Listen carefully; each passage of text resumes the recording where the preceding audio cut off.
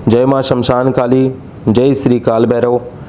आज मैं आपको श्री काल भैरव की सवारी आने के लिए एक गुप्त साबर मंत्र की जानकारी दूंगा।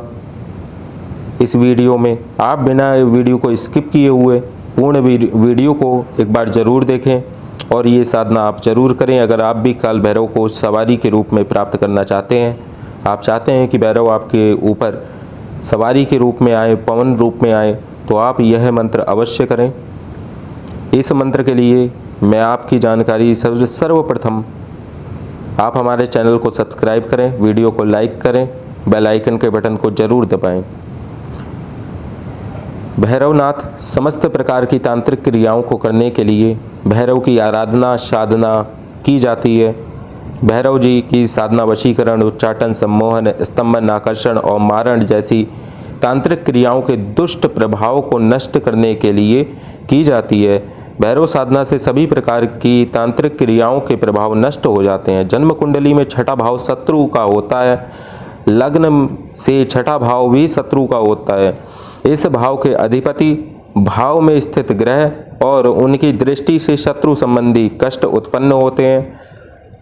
अगर षष्ठेश की दशा चल रही हो और षष्ठ में जो ग्रह विराजमान हो उनकी दशा चल रही हो, आप कई प्रकार से शत्रुओं के कारण परेशान हो चुके हैं, आपकी प्रगति कभी कभी दूसरों को अच्छी नहीं लगती, आपकी प्रगति को प्रभावित करने के लिए तांत्रिक क्रियाओं का सहारा लेकर लोग, आपके शत्रु आपको परेशान करते हैं।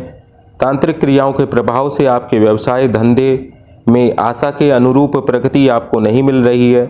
अगर आपने किसी को पैसा दे दिया है तो वह व्यक्ति लौटा नहीं रहा है आपके पैसे, रोग हो गया है घर में, विघ्न से आप पीड़ित हो, बेकार की मुकदमों में आपका धन और समय नष्ट हो रहा है और शत्रु हर प्रकार से आपका नुकसान करने की चेष्टा जब कर रहा हो, तब आप ये साधना अवश्य करें। इस साधना के से आपको उत्तम फलों की प्राप्ति होगी। और अब मैं आप सभी को इस मंत्र की साधना के नियमों को बता देता हूँ। भैरव साधना में वैसे तो ज़्यादा नियम नहीं होते हैं, फिर भी आपको पूर्ण रूप से ब्रह्मचर्य का पालन करना है। यह साधना रात्रि में ही संपन्न करनी है और भैरव जी को मदिरा आप नैवेद्य के रूप में इस साधना में भेंट करना है। साधना के मंत्र जाप के बाद इस मदिरा को आपको स्वयं पी लेना है। भैरव पूजा आपको रविवार के दिन से प्रारंभ करनी है और भैरव जी को आप 2 लड्डू का भोग लगाएंगे। इनको आप अलग अलग दिन अलग अलग प्रकार के भोग लगा सकते हैं, जैसे घी और गुड़ से बना हुआ हलवे का भोग लगा सकते हैं, दही और चिवड़े का भोग लगा सकते हैं, बेसन के लड्डू का भोग लगा सकते हैं, भुने हुए चने का भोग लगा सकते हैं और शनिवार के दिन आप इनको पकौड़े का भोग भी लगा सकते हैं। रविवार को आप जलेबी और इमरती, सेव, तले हुए पापड़ आदि इनको नैवेद्य के रूप में दे सकते हैं। अगर आप इनको मदिरा चढ़ा रहे हैं तो साथ में नमकीन खाने के लिए कुछ पकौड़े वगैरह, पापड़, उड़द का आप जरूर दें भैरव को, तभी ये आपसे प्रसन्न होंगे। देवताओं ने भैरव की उपासना करते हुए बताया है कि काल की भांति रौद्र होने के कारण भैरव ही काल राज हैं, भीषण होने के कारण भैरव हैं। मृत्यु से भी मृत्यु भी जो है वो काल भैरव से भयभीत हो जाती है। काल भैरव दुष्ट आत्माओं का मर्दन करने में सक्षम है, इसलिए इनको आमर्दक नाम से भी बुलाया जाता है और शीघ्र अतिशीघ्र ये भक्तों पर, अपने साधकों पर प्रसन्न हो जाते हैं। यही श्री काल भैरव की महिमा है। और अब मैं आपको कुछ आवश्यक नियम और भी बता देता हूँ। भैरव की पूजा में अर्पित नैवेद्य प्रसाद को उसी स्थान पर पूजा के कुछ समय बाद ग्रहण कर लेना आपको चाहिए। पूजा स्थान से बाहर ले जाकर आप इसे नहीं खा सकते। जहाँ पर आप पूजा कर रहे हैं वहीं पर आपको इस प्रसाद को उसी समय खा लेना चाहिए। भैरव साधना में केवल सरसों के तेल का, दीपक का ही प्रयोग करना चाहिए आपको।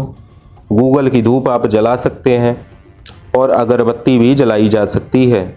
इस साधना में आपको सर्वप्रथम दक्षिण दिशा की ओर एक चौकी की स्थापना करनी है। उस पर काले रंग का कपड़ा बिछाना है और उस पर एक काल भैरव की फ़ोटो आपको स्थापित करनी है। साथ ही साथ इस साधना में आपको रुद्राक्ष की माला अथवा काले हकीक की माला की आवश्यकता होगी। आप किसी भी कृष्ण पक्ष के रविवार को अथवा कृष्ण पक्ष की अष्टमी से यह साधना प्रारंभ कर सकते हैं। आपका जो आसन होगा वह काले रंग का होना चाहिए, वस्त्र भी आपके काले रंग के होने चाहिए। और आप अगर इसमें भैरवनाथ की आपको मुद्रिका चाहिए हो तो आप काल भैरव मुद्रिका अर्थात काल भैरव अंगूठी हमारे द्वारा भी प्राप्त कर सकते हैं। उस अंगूठी को भी आपको सामने रख कर के इसकी साधना करनी होगी। साधना के बाद वह अंगूठी आप धारण करेंगे तो काल भैरव जब भी आप आवाहन करेंगे वह अवश्य आएंगे, क्योंकि उसी अंगूठी में काल भैरव की स्थापना की जाती है। इस प्रकार आपको अष्ट भैरव के रूप में 8 जगह तिल की ढेरियाँ बनानी है। उस पर आपको सिंदूर से रंगी हुई 8 सुपारियाँ भी रखनी होगी। साथ में उस मुद्रिका को देखते हुए आपको मंत्र का जप करना है। भैरव के आवाहन का मैं आपको मंत्र बता देता हूँ। आया ही भगवन रुद्रो भैरवाः भैरवीपते प्रसन्नो भव देवेश नमस्तुभ्यं कृपानिधि। यह भैरव आवाहन मंत्र है। अगर आप आवाहन मंत्र संस्कृत नहीं जानते हैं तो ओम भैरवाय नमः भैरव आवाहयामि इस मंत्र से भी आप पूजा कर सकते हैं।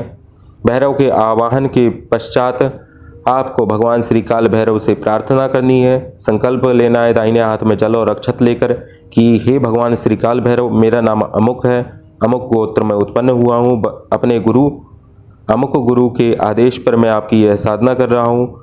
मैं अपने शरीर में काल भैरव आपकी सवारी प्राप्त करने हेतु काल भैरव का यह प्रयोग संपन्न कर रहा हूँ।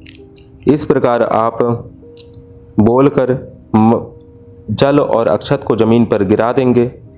अब मैं आपको काल भैरव का मंत्र देने जा रहा हूँ। आप इस मंत्र को ध्यानपूर्वक सुने और सुनकर किसी कॉपी में लिख लीजिए।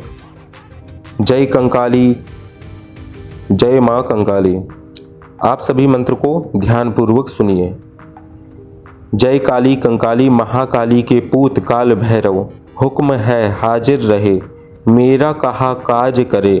काल भैरव किलकिल करके चली आई सवारी, इसी पल इसी घड़ी यही भगत में रुके, ना रुके तो दुहाई काली माई की, दुहाई कामरू कामाक्षा की, गुरु गोरखनाथ बाबा की आड़ छू वाचा पूरी।